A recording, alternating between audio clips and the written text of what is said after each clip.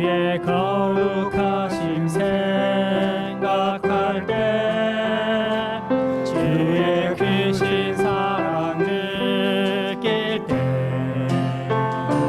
주의 영광에 빛 나의 생활 비춰주실 때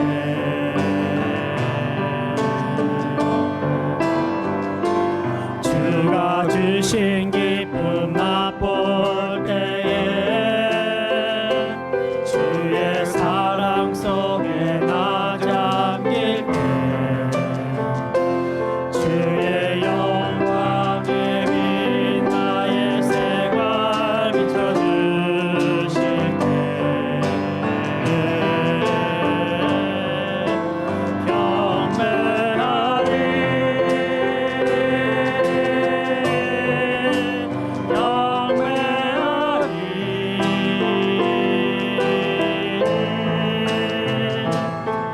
나 사는 동안 주께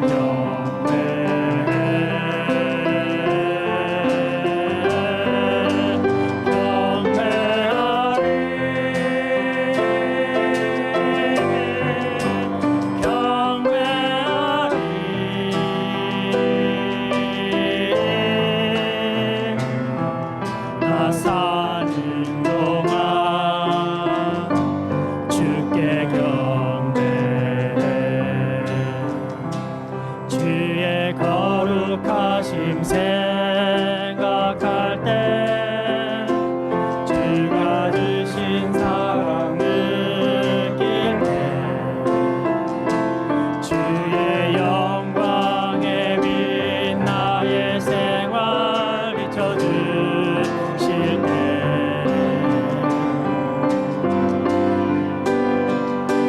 주가 주신 기쁨 맛볼 때에 주의 사랑 속에 나 잠길 때 주의 영광에 빛 나의 생활 비춰주실 때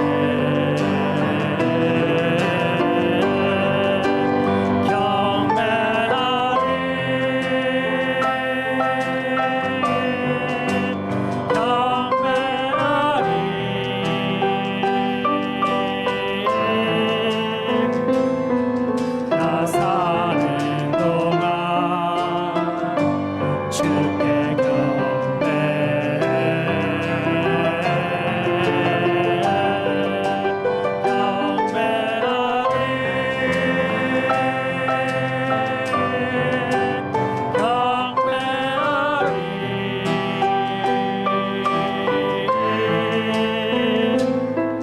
나 사는 동안 주께 경배해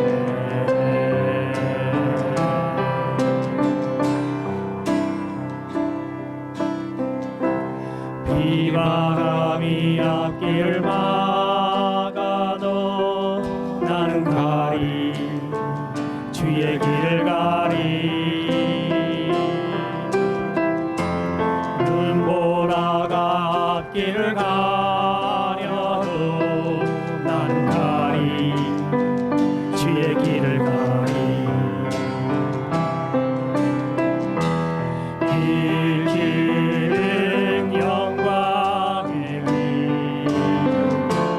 이 길은 승리의 길 나를 구원하신 주님이 십자가 지고 가신 길 나는 가리라 주의 길을 가리라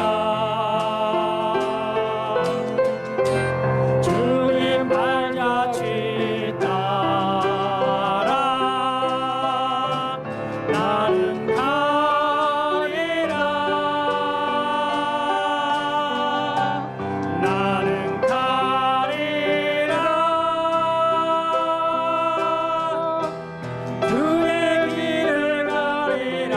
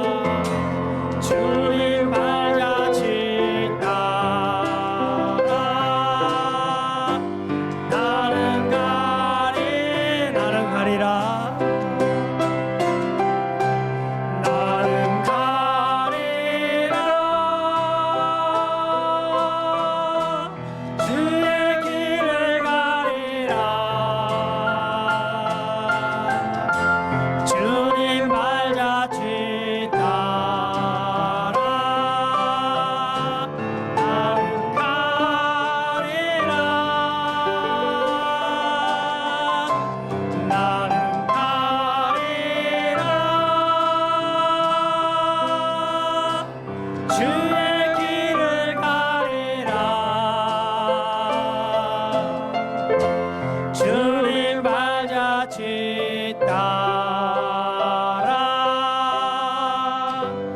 나는 가리라.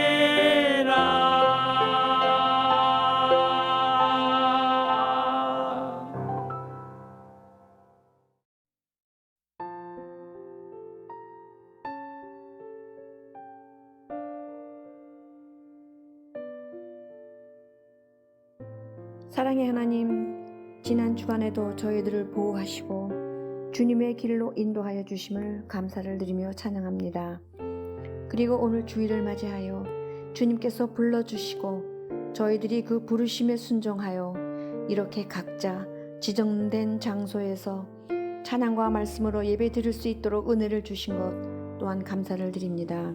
하지만 주님, 전염병 때문에 주님께서 세우신 몸된 교회에 모이지 못하고 온라인으로 각 처소에서 예배하다 보면 저희들 몸과 마음이 나태해지지 않을까 염려가 됩니다.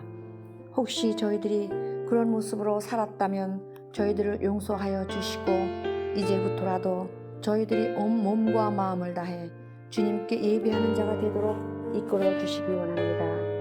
하나님 아버지, 오래된 팬데믹 상황이 계속되지만 이제 백신이 전국적으로 공급되고 있음에 감사를 드립니다. 이제 모든 사람들이 코로나 바이러스로부터 자유하게 하시고 모든 일상생활 또한 주님의 은혜로 회복되도록 이끌어 주시옵소서. 사랑의 주님, 팬데믹 상황 때문에 제한된 시간과 공간에서 심신이 연약해진 주님의 자녀들을 기억하시고 이제 그들이 주님의 이름으로 일어나 걷게 하시며 주님을 찬양하며 증거하도록 도와주시기를 기도합니다.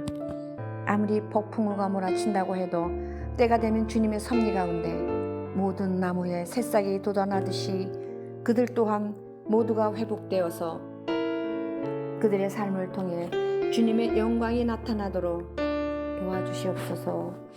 하나님 아버지, 이 시간 세계 각처에서 주님의 말씀에 순종하며 복음을 전하는 선교사들을 위해 기도합니다.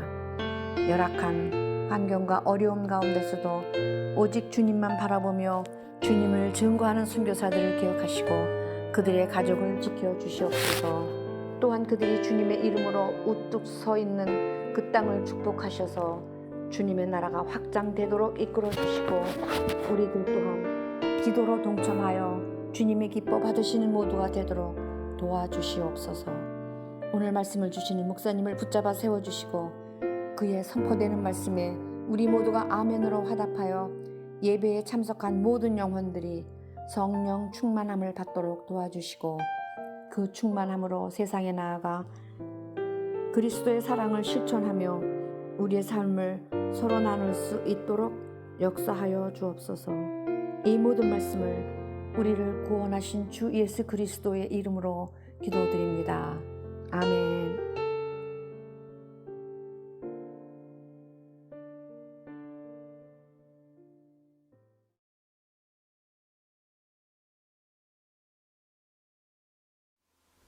샬롬, 반갑습니다. 네, 오늘 말씀 보도록 하겠습니다. 오늘 말씀 사도행전 1장 3절부터 5절까지 말씀 그리고 8절 말씀 되겠습니다. 사도행전 1장 3절부터 5절까지 말씀 그리고 8절 말씀입니다. 쉬운 성경 제가 읽겠습니다.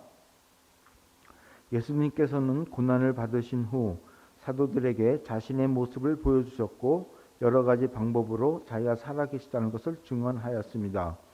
예수님은 40일 동안이나 이 사람들에게 나타나셨으며 하나님의 나라에 관해 말씀하셨습니다. 어느 날 예수님께서는 사도들과 함께 식사를 하시다가 이런 말씀을 하셨습니다. 예루살렘을 떠나지 말고 내 아버지께서 약속하신 선물을 기다려라. 이 약속의 내용은 내가 전에 말했고 너희도 들은 것이다. 약속의 내용은 이것이다. 요한은 물로 세례, 침례를 주었지만 너희는 얼마 안 있어 성령으로 세례, 즉 침례를 받을 것이다. 8절 말씀입니다. 다만 성령이 너에게 오시면 너희는 권능을 받아 예루살렘과 온 유대와 사마리아와 그리고 땅끝까지 가서 내 증인이 될 것이다. 아멘.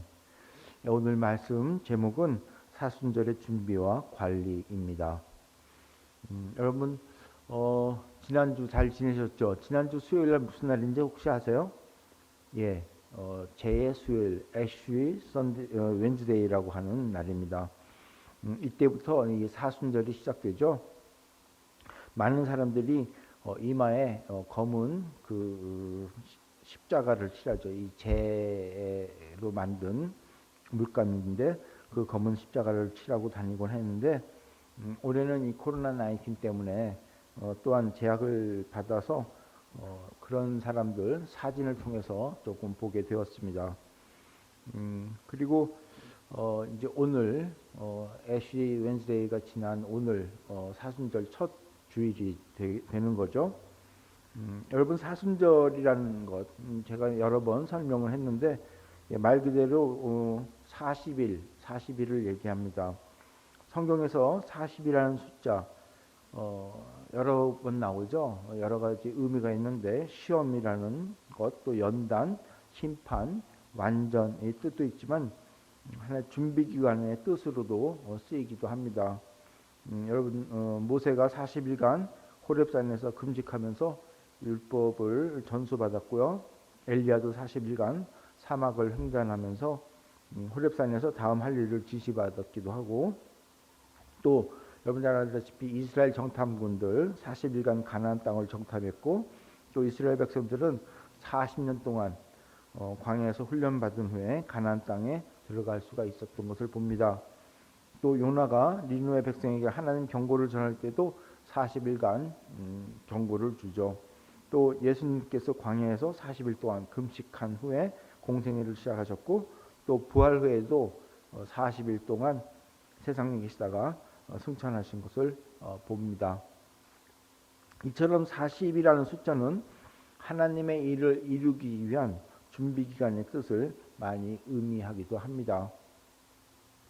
그렇다면 이 사순절, 40일간 무엇을 준비하는가 우리가 한번 생각할 필요가 있죠. 부활을 하신 예수님에 대한 준비를 한다는 의미가 있습니다. 그래서 이 사순절이라는 건 이 부활주일을 계산하는데 부활주일을 맞이하기 전 주일을 뺀 40일 전날부터 시작한다 하는 걸 봅니다. 그러다 보니까 매번 7번째 주 전 수요일 날부터 이 사순절이 시작되죠. 그래서 사순절이 시작되고 7주일이 지나면 부활주일을 맞이합니다. 올해 날짜를 계산해 보니까 이번 돌아오는 4월 4일, 4월 첫 주가 부활주일이더군요. 한마디로 예수님의 부활 이런 것은 예수님을 믿는 사람들 저에게는 최고의 기념일이고 또 우리 모두에게 기쁨이고 어떤 최고의 사건일 수가 있습니다. 어떻게 보면 크리스마스보다 더 우리가 중요하게 여겨야 될 날이 부활주일이기도 합니다. 그런 의미에서 이번 부활주일은 좀 더 특이하지 않을까 생각을 해봅니다. 작년 부활주일 우리가 모이지 못했습니다. 참 오랜 기간 지났는데 팬데믹이 끝나고 사실 모두 잠에서 깨어나서 활기찬 모습으로 모두 모여서 예배하는 그런 부활주일을 생각을 해봅니다. 바라건대 올 부활주일에는 우리가 전부 모여서 대면 예배로 예배가 되지 않을까 하는 막연한 기대도 좀 해봅니다. 어쨌든 이 사순절 이야기를 다시 돌아가서 말씀드리면 원래 사순절의 유래를 보면요. 325년 제1차 니케아 공의회의 때부터 부활절 전 40일간을 그리스도의 순환을 기념하는 기간으로 정하여서 지켜왔다고 합니다. 그래서 많은 사람들이 예수 그리스도의 십자가를 고난을 생각하면서 그 고난에 동참하려는 노력을 많이 하고 있죠. 그러면은 이 사순절에 우리가 무엇을 해야 할 것인가라는 것을 우리가 생각할 필요가 있습니다. 스스로 절제를 통해서 마음의 고통을 감수하면서 고난의 길에 동참하는 것이 좋을 것이라는 생각이 많다 보니까 많은 그 사순절 기간 동안에는 많은 것들을 절제하는 그런 것들이 많습니다. 예를 들면 오락을 금지한다거나 또 먹는 것을 금지하는 금식 또는 내가 좋아하는 것을 금하는 것 이런 것들이 나오죠. 심지어는 옛날에는 결혼식도 금했다고 합니다. 이 기독교가 활발한 유럽, 이 사순절 때 아무것도 안 하는, 그리고 뭐라 그럴까요? 그 유럽은 술, 고기, 뭐 여자, 뭐 이런 것들로 상당히 오락 문화에 활발되어 있었는데, 그것들을 금하다 보니까 이들을 사실 40일간 못 한다는 것은 참 힘들었겠죠. 그래서 그들을 위로하기 위해서 하나의 축제를 만듭니다. 그것이 뭔지 아십니까? 제가 몇 번 설명드렸었는데, 그것이 바로 카니발입니다. 카니발. 까르네, 고기를 뜻하고요. 레바르라고 해서 안녕, 바이 또는 그만두다라는 것을 합성된 용어가 카니발인데, 이때 이제 앞으로 그 말, 고기, 술, 뭐 여러 가지를 못 하니까 이 카니발을 통해서 그날만큼은 실컷 먹게 하고 즐길 수 있도록 하는 것이 카니발이죠. 어떻게 보면은 사순절을 준비하기 위해서 만든 카니발이 지금은 아주 광란의 어떤 파티 현장으로 바뀌어가지고 좀 뭔가 아이러니컬하게 사순절과 관계없는 그런 축제로 변하고 말았는데요. 어쨌든 그러한 모든 것들을 금하는 것으로 사순절을 맞이하기도 합니다. 그 40일간을 금하면서 또 모든 걸 절제하면서 그걸 잘 지키면 사순절을 잘 지냈다라고 얘기하는데, 과연 그 모든 것들을 금하고 절제함으로 인해서 사순절을 잘 지낸 것일까 한번 생각해 보자는 것입니다. 아까 제가 40일이라는 그 의미, 40이라는 숫자의 의미 말씀드렸죠. 하나님이 어떤 새로운 일을 하실 때 준비하는 기간이 바로 40일이라는 의미가 있었다라는 말씀 드렸는데, 그러면 사순절이라는 것은 하나님의 새로운 역사를 이루시는 그 부활절을 맞이하는 그런 준비하는 기간으로도 우리가 생각을 해볼 필요가 있다는 겁니다. 엄격히 따지면 예수님의 고난에 동참하고 그것으로 끝나는 기간이 아니라 더 나아가서 부활의 기쁨을 맞이하기 위한 그런 어떤 준비 또한 우리가 함께 가야 된다는 것이 바로 사순절 동안 우리가 준비하고 해야 할 것이 아닌가 하는 것을 생각해 보는 겁니다. 여러분, 이 부활의 의미가 무엇입니까? 이 세상의 사망 권세를 이기고 하나님과 영원히 함께 한다는 그런 의미 아니겠습니까? 그러므로 이 세상의 기쁨을 즐기는 것이 아니라 하나님과 함께하는 새로운 삶에 들어가기 위해서 하나님의 나라 백성으로서의 자격을 갖추어 나가야 되는 것이 바로 부활절을 맞이하는 우리의 자세가 아닌가 생각합니다. 그렇기 때문에 세상 속에 빠져있는 자신을 돌아보고 부족하고 모자란 부분을 채워나가면서 준비하는 것이 또 사순절 기간 동안 우리가 해야 할 일이라고 생각합니다. 그래서 어떤 신학자는 사순절에 제일 먼저 해야 할 일이 벌써 먼저 철저한 회개부터 시작해야 된다라고 얘기합니다. 그래서 원래 이 제수요일 사순절 시작하는 첫날 이 종려나무 가지를 태워서 그 죄를 머리에 바르고, 그리고 자신의 죄를 마치 불에 태워서 없애듯이 회개하면서 사순절이 시작된다고 합니다. 그래서 제수요일은 철저하게 회개부터 시작하는 날이 바로 제수요일, 애쉬 웬즈데이입니다. 그리고 나서 사순절 기간 동안 금식도 하고 또 오락도 중지하고 또 자신이 좋아하던 것을 멈추며 지내고 있는 것입니다. 그렇다면 우리가 해야 할 일이 무엇인가, 오늘날 우리가 해야 할 일이 무엇인가를 한번 생각해 보도록 하겠습니다.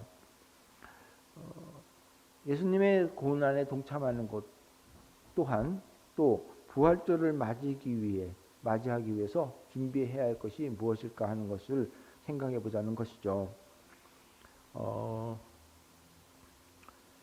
벌써 2월달 중순에 접어들고 있습니다. 2021년을 맞이하고 그동안 계획을 세웠지만 잘 지켜지지 않고 원래의 위치로 본래의 모습으로 돌아간 일이 참 많습니다. 혹시 여러분 무슨 계획을 세우셨습니까? 그리고 그 계획이 잘 지켜지고 있습니까? 대부분의 사람들은 자신이 세운 계획을 지켜나가는 것보다 얼마가 지나면 많은 사람들이 원래 위치로 돌아가는 것을 보게 됩니다. 원인을 분석해 보면 관리를 하지 못했다는 것입니다. 관리. 그래서 관리하지 못했기 때문에 자기 관리가 안 됐기 때문에 원래의 모습으로 돌아갔다는 것이라는 거죠. 원래의 모습으로 돌아가는 현상, 그걸 무슨 현상이라고 그러죠? 요요 현상이라고 그러죠. 방심하면 원래 원 위치로 돌아가는 현상을 요요 현상이라고 합니다. 계속 관리하지 않으면 원래의 모습으로 돌아가는 것을 교훈하는 말이죠. 맞습니다, 여러분. 관리가 중요합니다. 자기 관리. 사람 관계도 마찬가지입니다. 이 친구 사이 서로 관리하지 않으면 어느새 멀어지는 것을 보게 됩니다. 부부 사이도 마찬가지죠. 부부와 간에 서로 관리를 하지 않으면 어느새 금이 가고 갈라지게 되는 것을 봅니다. 그래서 서로 만나고 대화하고 점검하는 것을 하죠. 영어 속담에 이런 말이 있습니다. Out of sight, out of mind. Out of sight, out of mind. 제가 발음이 별로 좋지가 않은지 모르지만, 즉 보지 않으면, 안 보면 마음도 멀어진다는 겁니다. 안 보면 마음이 멀어진다는 거예요. 사람과의 관계도 서로 안 보면 마음이 멀어지고, 말씀도 마찬가지. 서로 안 보면 그 성경과 말씀과 멀어지는 것을 보게 됩니다. 여러분, 우리가 팬데믹이라고 해서 서로 만나지 못하지만 얼마든지 전화나 또 다른 걸 통해서 서로 만날 수가 있습니다. 그래서 서로 만나고 대화하고 서로 점검하는 것이 중요하다는 겁니다. 혼자 놔두는 것, 혼자 있는 것 참 위험합니다. 세상 속에 살면서 가만히 놔두면 원래 모습대로 돌아가는 그 요요 법칙에 빠져든다는 겁니다. 아니, 어떻게 보면은 원래 위치보다도 더 뒤로 가는, 더 나빠지는 경우도 봅니다. 예를 들면 자동차 관리 중요하죠. 새로 자동차를 샀다고 해서 가만히 놔두면 그게 어떻게 되겠습니까? 점점 먼지가 쌓이고 기계도 안 돌아가면 뻣뻣하게 굳게 되고 오히려 더 상태가 안 좋아집니다. 사람이 혼자 있으면 또 우울증에 빠진다고 합니다. 더 안 좋아지는 거죠. 가만히 있는다고 해서 그냥 원래 위치대로 되는 것이 아니라 여러 가지 생각들을 하게 되고 여러 가지 불안 요소가 쌓이게 되면은 어떻게 보면 자기도 모르게 우울증에 빠지고 더 안 좋아지게 된다는 것이죠. 그렇기 때문에 어떤 형태도 우리는 서로의 관리를 통해서 서로의 노력을 통해서 모든 것들이 좋아질 수 있도록 하는 것이 중요하다는 겁니다. 자기 자신의 유익을 위해서도 계속 관리해야 하며 계속 노력해야 합니다. 모든 것이 그렇습니다. 운동, 독서, 또 생각, 행복한 삶, 모든 것들 계속하면서 노력하지 않으면 요요 현상, 원래의 모습으로 돌아가고 아니면 더 나빠지기도 한다는 겁니다. 노력하지 않으면 자연스럽게 인간은 죄성으로 돌아가고 또 스스로 악해지든지 스스로 불행해지는 모습을 봅니다. 사실 이대로가 좋다 하는 건 어떻게 보면 이것은 스스로 파멸로 몰고 가기 위한 사탄의 계략일 수가 있습니다. 여러분, 사람이 살다 보면 나태해져요. 그리고 그냥 거기에 정착하게 됩니다. 그래서 이대로 좋습니다 라고 하게 되는데 그것은 결코 좋은 것이 아니라 어떻게 보면은 내가 앞으로 하나님께 주님께 나아가기 위한 것을 방해하는 사탄의 계략일 수 있다는 겁니다. 성경에도 이대로가 좋사오니라고 한 사람이 있습니다. 베드로죠. 이대로 좋으니까 예수님 여기서 초막절 짓고 그냥 있읍시다라고 할 때 예수님께서 뭐라 그러죠? 베드로에게 사단아 물러가라라고 합니다. 사단아 물러가라. 물론 하나님의 계획을 막으려고 해서 꾸짖은 것이지만 우리도 하나님께서 그 자리에 머물러 있지 말고 변화하는 세상 가운데 우리 또한 말씀으로 변화되기를 원한다는 것을 우리는 알아야 할 것입니다. 그러므로 우리는 계속된 노력이 필요합니다. 이것이 우리를 새롭게 만들어 나가고 이것이 또한 우리가 하나님께 더욱더 앞으로 나갈 수 있는 것입니다. 이러한 모든 것이 관리라는 겁니다. 관리.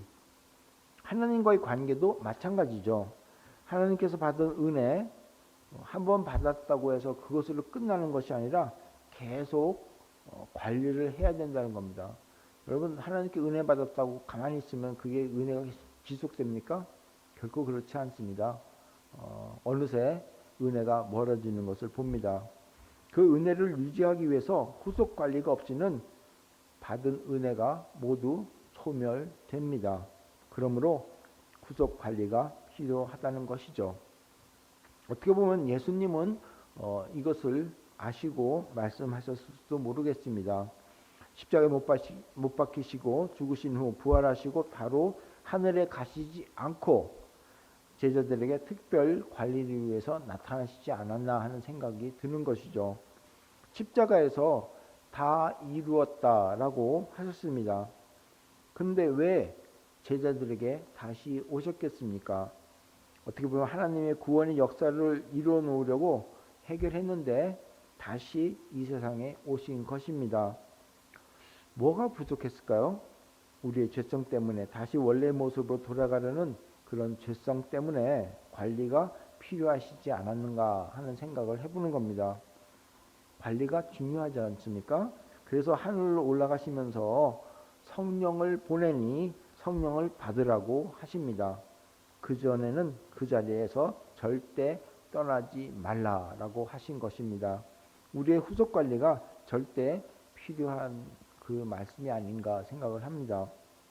여러분 우리는 회복된 자입니다. 하지만 후속 관리가 제대로 되지 못하면 다시 원점으로 돌아가거나 오히려 더 나빠질 수 있는 그런 위험한 자라는 것을 항상 염두에 두어야 할 것입니다. 예수님께서 우리를 회복시키시고 그 회복이 계속되기 위해서 후속 조치로 무엇을 하셨는지 오늘 말씀을 한번 보겠습니다. 오늘 본문을 보면 첫 번째 제자들에게 말씀으로 견고하도록 계속 말씀하시는 것을 봅니다. 1절 3절입니다. 예수님께서는 고난을 받으신 후 사도들에게 자신의 모습을 보여주셨고 여러 가지 방법으로 자기가 살아나셨다는 것을 증언하셨습니다. 계속 말씀을 해주셨다는 겁니다. 예수님은 40일 동안이나 이 사람들에게 나타나셨으며 하나님의 나라에 관해 말씀하셨습니다. 준비를 시키는 거죠. 40일 동안. 예수님은 말씀으로 제자들을 견고하게 하셨고 우리가 원래 죄성으로 돌아가지 않고 받은 은혜를 계속 간직하기 위해서 하나님 나라에 대한 말씀이 계속 선포되었다는 것을 우리는 알아야 됩니다. 많은 사람들이 이런 얘기를 해요. 그동안에 참 많은 말씀을 들어왔고 또 아는 것도 이제 많고 또 은혜도 많으니까 이제는 성경 이제 그만 보고 오히려 성경에 관한 명언집이나 또는 설교집을 좀 중점으로 보려고 한다라고 하는 분들이 몇 분 있습니다. 저는 그렇게 얘기합니다. 물론 다른 것들 보는 것 중요하지만 결코 말씀을 멀리해서는 안 됩니다. 말씀을 계속 보면서 자신을 관리하는 것이 더 좋습니다라고 저는 얘기합니다.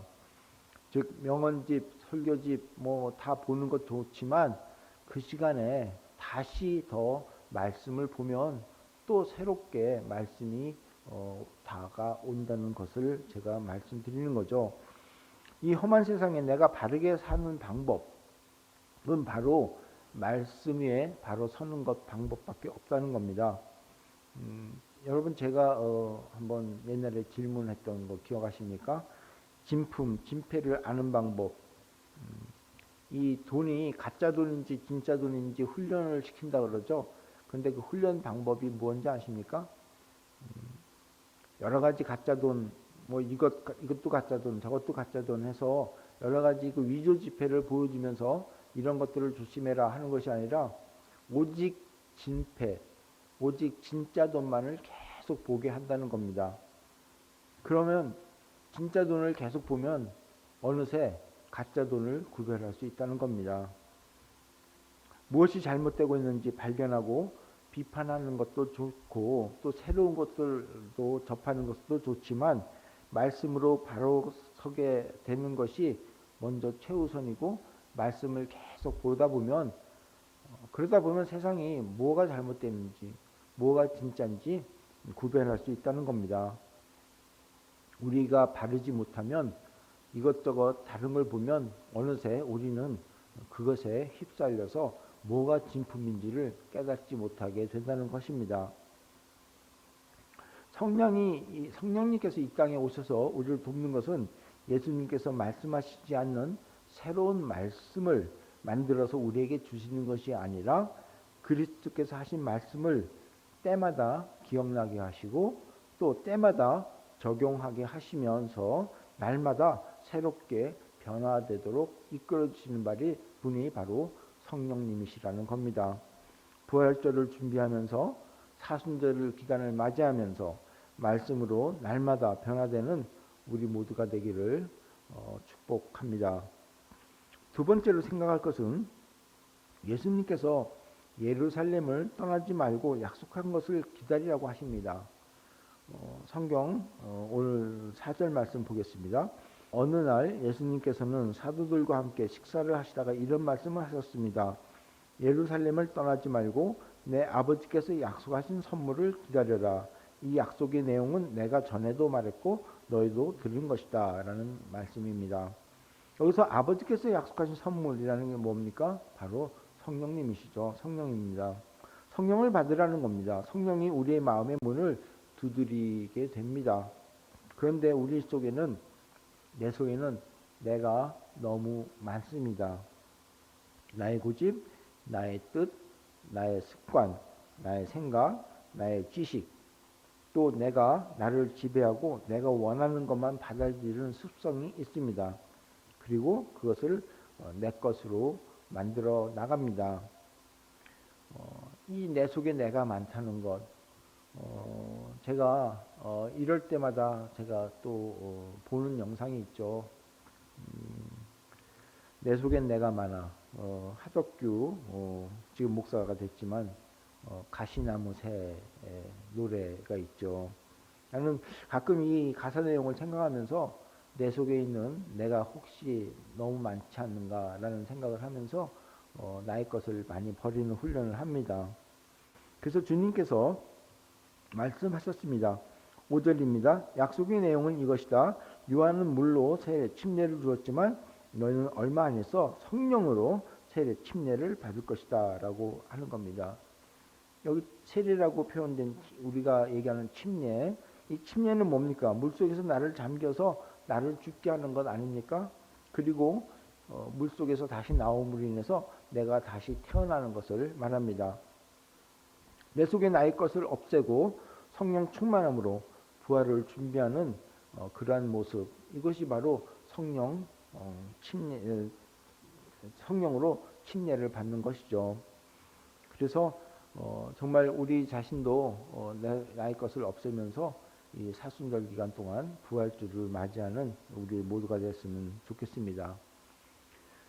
그러한 모습이 되었을 때 참된 증인이 된다는 것입니다. 8절 말씀입니다. 다만 성령이 너에게 오시면 너희는 권능을 받아 예루살렘과 온 유대와 사마리아와 그리고 땅끝까지 가서 내 증인이 될 것이다 라는 말씀입니다.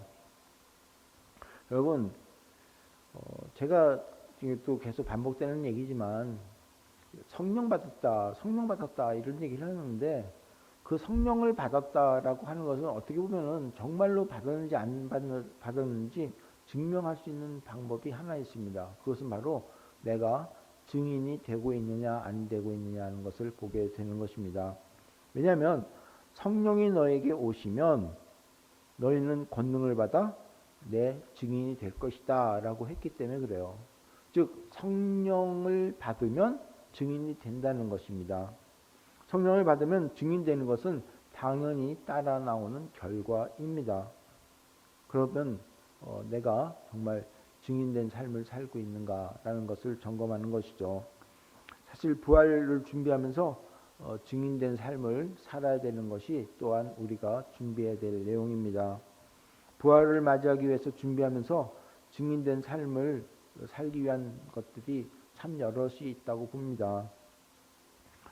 여러분 만약에 앞으로 40일 후에 이제 우리가 사순절 준비 기간이니까 40일 후에 예수님께서 다시 이 땅에 나타나셔서 우리를 만난다면 여러분은 그동안에 무엇을 준비하시겠습니까? 예수님께서 40일 후에 우리를 만나 주십니다. 그리고 너 그동안 뭐 했니? 라고 물으면 여러분 뭐라고 대답하시겠냐는 겁니다. 요즘 같은 세상 팬데믹이니까 그냥 꼼짝 않고 집에 있었습니다. 라고 얘기할 수도 있겠죠? 그렇다면 또 질문할 겁니다. 집에서 뭐 했니? 집에서 뭐 했니? 뭐 할 일이 없으니까 유튜브도 보고 넷플릭스도 보고 여러 가지 얘기하겠죠. 그게 다냐? 라고 물어보면 뭐라고 하실래요? 말씀도 받습니다. 이렇게 하겠지만 다 중요합니다. 하지만 또 좀 폭을 넓혀서 여러 가지 할 일이 많다고 저는 생각합니다.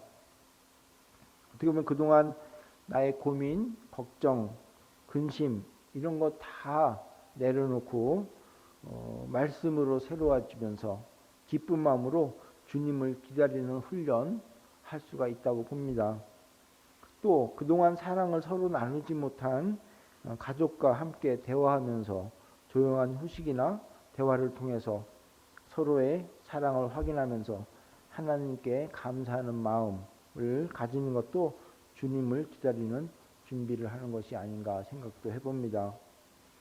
어떻게 보면 또 그동안 서로 다투었던 사람과 화해하고 용서하고 먼저 전화를 걸든지 카톡을 하든지 해서 손을 내밀어서 관계 회복을 시도하는 것도 주님께서 부활하여 오실 때 그날을 준비하는 것도 좋은 일이라고 생각합니다.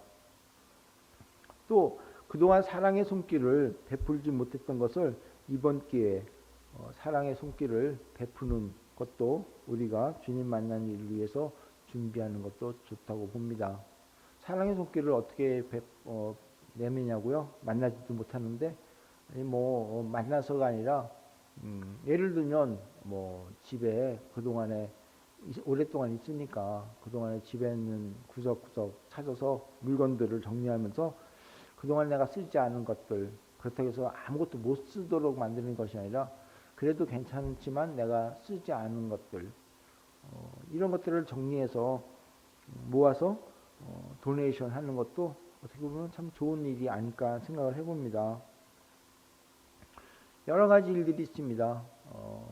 오랫동안 집안에 있다 보면 집이 많이 지저분했었을 것이고 또 집안 구석구석 정리해서 한번 예수님 오시는 날 저희 집에 한번 오십시오 라고 해서 한번 보여줄 수 있는 집안 정리를 한다거나 여러 가지 사순절 기간 동안 금식도 하고 기도도 하고 여러 가지 금기도 하고 절제도 하는 것도 중요하지만 또 그러한 준비를 하는 것.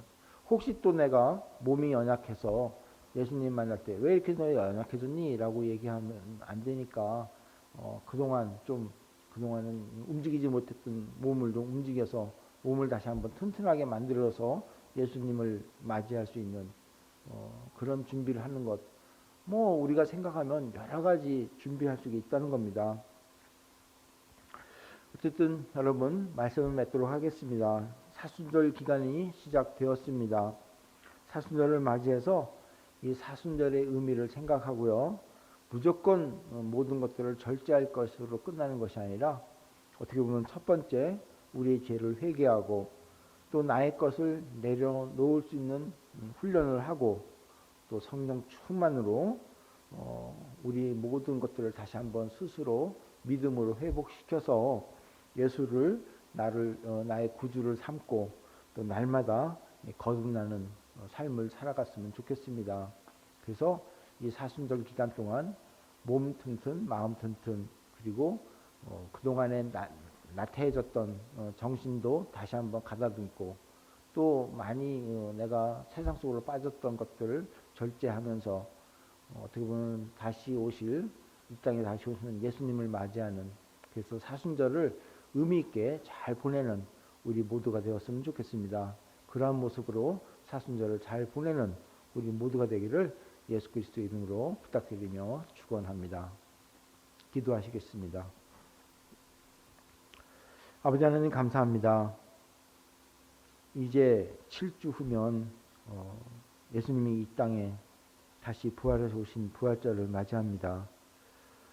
예수님의 고난과 부활을 기념하기 위해서 시작된 사순절 첫 주를 맞이했습니다.